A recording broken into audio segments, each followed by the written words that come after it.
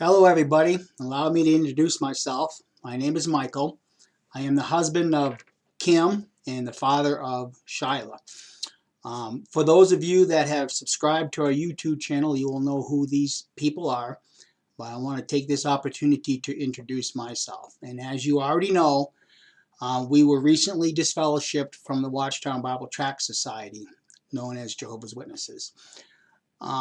There's a lot of things that as a Jehovah Witness that you have grown up to believe, and you believe these things to be the absolute and utter truth. Because of these teachings, we were taught to go from door to door and preach the good news of the kingdom. Now, as one of Jehovah's Witnesses, we were always told that we are not going from door to door to convert anybody. That's an absolute and utter lie, because if we were not going to convert anybody, then what's the purpose of going from door to door?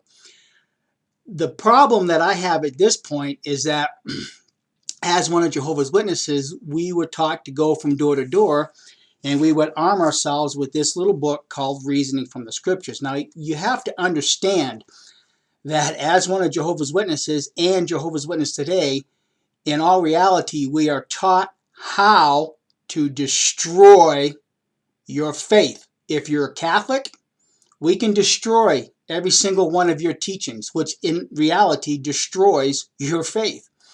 If you're a Mormon, we can do the same thing. If you're a Muslim, we can do the same very thing. We are taught how to destroy your faith. But all the while we're destroying your faith, we're teaching you what the faith of Jehovah's Witnesses believe by using this book, Reasoning from the Scriptures. This book gives us illustrations. It teaches us how to combat blood issues, abortion, all the pagan holidays. It's a very good, handy little book. So what I want to do right now is I just want to apologize to everybody that I happen to have had Bible studies with. I was a Jehovah's Witness for 42 years. I regular pioneered for a year and a half. During that year and a half, I actually was conducting at one time 13 Bible studies. So I was destroying the faith of 13 different individuals. Fortunately for me, as one of Jehovah's Witnesses, I was not your typical Jehovah's Witness. I actually studied the Bible. I actually studied Jewish history. I actually studied archaeology and how it applies to the Bible. So every one of these Bible students that I was studying, I would always interject this little thought right here. And even though it was contrary to what Watchtower teachings, I would always have to go back and requalify my statement by saying something to the effect that, well, we have to realize that we have to wait for the governing body to make this announcement first. But this is in the Bible. Fortunately, at this point, I'm glad that I never brought any one of them students to the point of baptism. So my apologies to you people for destroying your faith. I do know that some did eventually get baptized, but it was through the aid of someone else.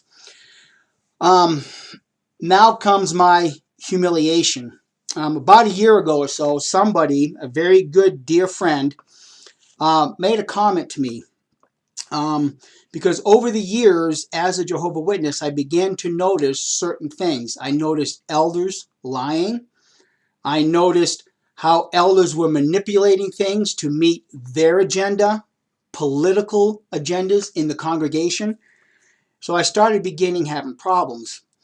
And then if you want to go and see one of the issues that I had to deal with 10 or 11 years ago, my wife and I videotaped two elders coming into my home and utterly and absolutely lying to us. And you will find that on JW Struggle, and it's under the title of Two Elders Come for a Visit. That's actually myself and my wife in that video. And you will see that these elders are capable and absolutely, utterly capable of lying to you without any remorse whatsoever. Watch that video. It's truly an eye-opener. But my humiliation came from the same little book that we were taught to use to destroy your faith. Now watch how this same little book began to destroy my faith under the section, the cross. Watchtower Bible Tract Society has a long history of cherry picking what they want. And basically cherry picking is taking part of a sentence structure, leaving out another part of the sentence structure, and then putting another piece of sentence structure right in its place.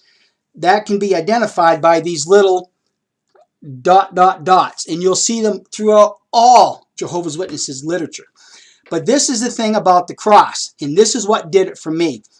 It says, why do Watchtower publications show Jesus on a stake with hands over his head instead of on the traditional cross? This is what they say. The Greek word rendered cross in many modern Bible versions, torture stake in the New World Translation, is steiros. In classical Greek, this word meant merely an upright stake or pale. Later, it also came to be used for an execution stake having a cross piece.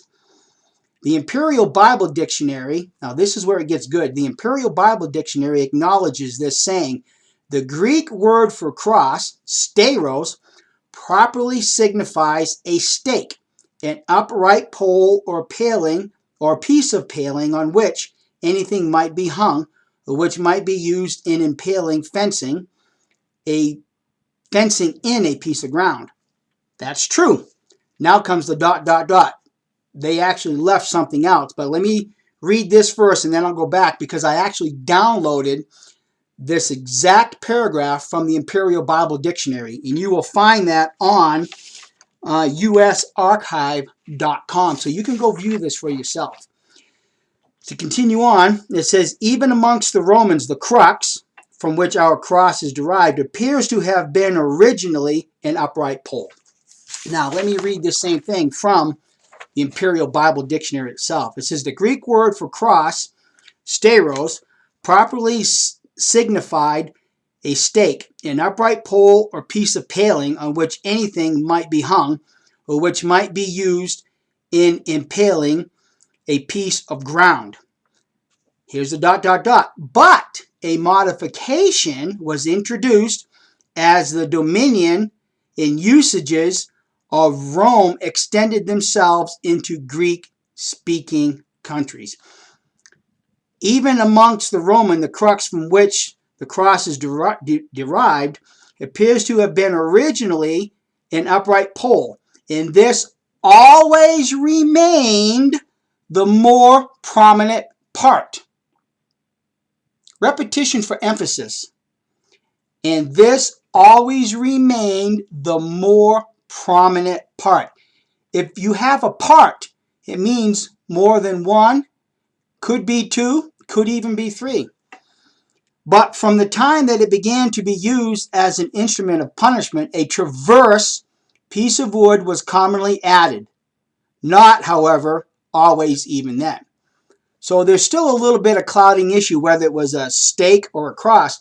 But the problem is that Watchtower manipulated this paragraph to make you believe other than what the whole entire sentence structure was saying. That's called cherry picking. That is fabricating a lie. Okay? So that began my humiliation, because now I realized for the first time in 42 years, my entire life was based on a lie. And we all know who the father of the lie is. So instead of viewing this lie as an utter and epic failure in my life, I took the words of Henry Ford. And he said, failure is the opportunity to begin more intelligently. So it's not a failure. Just have to start over, maybe redefine a few things. Well, now comes the monster that you created, because in the past year, people, I have personally read all of this material. Okay?